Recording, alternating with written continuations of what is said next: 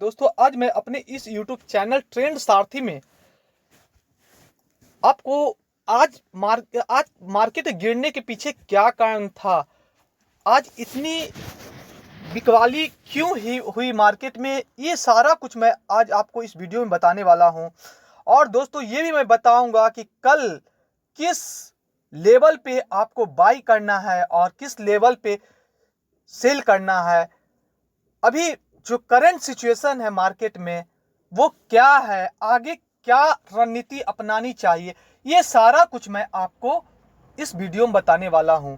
दोस्तों ध्यान से देखिएगा और लेवल को अपने चार्ट पे मार्क कर लीजिएगा और थोड़ा सतर्क रहिएगा, क्योंकि दोस्तों आज जैसा कि देखिएगा जो हमारा मार्केट था बहुत भारी गिरावट दिखाया है, जिसका सबसे बड़ा कारण दोस्तों जो अमेरिका के राष्ट्रपति डोनाल्ड ट्रंप का जो कल शपथ ग्रहण था, उसने मैक्सिको और कनाडा पे 25% का टैरिफ लगाने की घोषणा की। किस कंट्री पे? मैक्सिको और कनाडा पे, दोनों पे 25% टैरिफ लगाने की घोषणा की, जो कि निवेशकों के बीच में अनिश्चितता को दर्शाता है। यही कारण है कि आज मार्केट में काफी पैनिक सेलिंग देखी गई। ये तो फर्स्ट रीजन हुआ।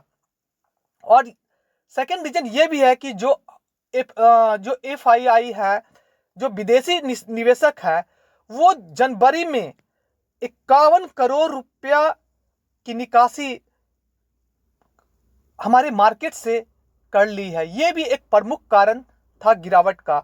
और जो बहुत सारी कंपनियों की जो तिमाही रिजल्ट थी वो भी कमजोर, मतलब जितना अनुमान लगाया गया था उससे भी कमजोर आई है। ये भी एक कारण बनता है।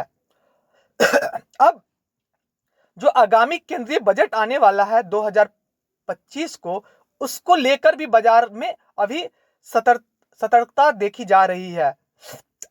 दोस्तों ये देखिएगा आज के कारोबार में जो जोमेटो था उसके शेयर में 10.5% की कमजोरी देखी गई, जो कमजोर तिमाही परिणामों का एक परिणाम है। दोस्तों आप ये भी देखिएगा, ये सब जो कारक है दोस्तों, ये मार्केट में आज गिरावट का बहुत बड़ा कारक था। दोस्तों एक चीज और ध्यान दीजिएगा, कल ट्रंप साहब ने जो अपने शुरुआती भाषण में उन्होंने घोषणा की, उन्होंने कहा कि अमेरिका के हित के लिए जो भी जरूरी कदम होगा मैं उठाऊंगा। इससे भी जितने कंट्रीज हैं उनमें डर का माहौल पैदा हुआ। दोस्तों एक चीज याद रखिएगा, जो अमेरिकन बॉन्ड यील्ड है, अगर इसमें किसी प्रकार की भी बढ़ोतरी होती है तो ये भी हमारे मार्केट में सेलिंग लाएगा। ये मार्केट में एक डर पैदा करेगा, इससे भी मार्केट में सेलिंग बनी रह सकती है। दोस्तों आप ये भी देखिएगा, जो बैंक ऑफ जापान था, BOJ बैंक ऑफ जापान, इसने जो इंटरेस्ट रेट है उसमें बढ़ोतरी करने की घोषणा की है। ये भी एक डर का माहौल पैदा कर रहा है। ग्लोबल मार्केट में ये सेंटिमेंट खराब कर सकता है। ये ध्यान देने की चीज है। आप याद रखिएगा, बॉन्ड यील्ड में बढ़ोतरी आई तो फिर हमारी मार्केट में बहुत पैनिक सेलिंग आएगी। सेकेंड चीज ये दोस्तों, ये ध्यान दीजिएगा, अभी जो करंट मार्केट का सिचुएशन जो VIX है, ये इसमें बढ़ोतरी ज्यादा बढ़ना, ये मार्केट में जो वोलेटिलिटी है उसको दर्शाता है। मार्केट में बहुत ही वोलेटिलिटी रह सकती है। आप ये चीज देखिएगा, जो हमारा बजट है, अगर बजट में कुछ अच्छा हुआ तो ठीक है, अगर कुछ बुरा हो गया तो फिर तो मार्केट का कहना ही अलग है। दोस्तों देखिएगा, अब बात आती है कि कल मार्केट में हमें क्या करना है, किस लेवल पे हमें बाई करना है, किस लेवल पे हमें सेल करना, ये ध्यान दीजिएगा। दोस्तों सबसे पहले ये देखिएगा, आपको निफ्टी का चार्ट में दिखाते हैं। मैंने कुछ लेवल्स को की मार्किंग की है, आप ये देखिएगा। आज जो निफ्टी में क्लोजिंग आई है दोस्तों, वो 23,024 के आसपास आई है। अब बात आती है कि कल मार्केट में क्या करना है।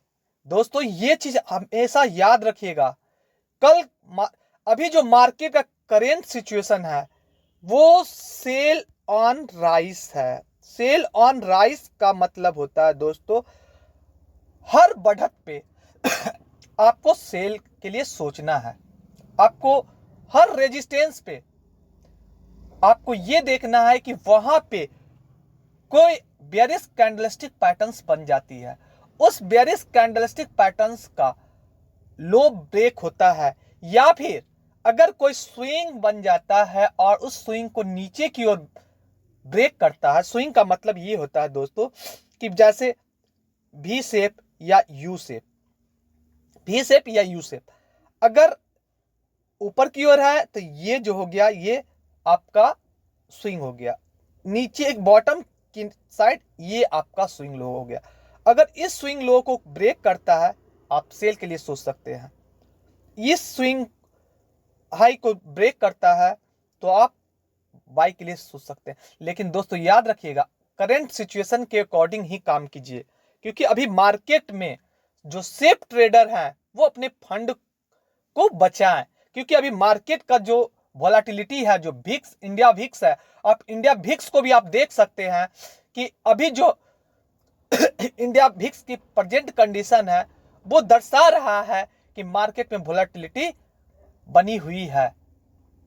तो आप देखिए, कल अगर मार्केट फ्लैट ओपन होती है, फ्लैट ओपन का मतलब है यार दोस्तों 30-40 पॉइंट ऊपर नीचे अगर ओपन होती है, इसे हम लोग फ्लैट ओपनिंग कहते हैं। 30-40 पॉइंट ऊपर नीचे ओपन अगर हो जाती है, इसी लेवल के आसपास ओपन होती है जहां पे आज क्लोजिंग हुई है, उसी के आसपास अगर ओपन हो जाती है, ओपन होने के बाद अगर ये ऊपर की ओर जाती है, जो हमारा लेवल है 23,143 का लेवल, यहां पे अगर मार्केट समय बिताती है, कुछ समय बिताती है, 2-3 कैंडल 5 मिनट्स का अगर यहाँ पे समय बिताकर अगर इसे ब्रेकआउट देती है, इस लेवल को 23,143 का, 23,143 का, तो आप कम से कम एटलीस्ट 15 मिनट्स की एक कैंडल की क्लोजिंग का वेट करें, और 15 मिनट्स की कैंडल की क्लोजिंग आने के बाद जैसे ही इसका हाई ब्रेक हो दोस्तों, तो फिर आपको 23,309 का रेजिस्टेंस देखने को मिल सकता है। अगर इस लेवल को भी ब्रेक कर देती है निफ्टी, इस लेवल को ब्रेक करती है, 15 मिनट्स की कैंडल की क्लोजिंग इसके ऊपर आती है, तो फिर नेक्स्ट जो रेजिस्टेंस होगा वो 23,592 का है, जो कि बहुत दूर अभी है, अभी इसके बारे में नहीं सोचना है। बस आपको ये ध्यान देना है कि हर टॉप पे आपको सेल के लिए कंडीशन देखना है कि हर टॉप पर आप अगर वहां पे कोई बेयरिश कंफर्मेशन मिल जाए तो आप सेल के लिए सोच सकते हैं। अगर by the way Nifty flat open होकर नीचे की ओर ब्रेक करती है, फ्लैट ओपन होकर नीचे की ओर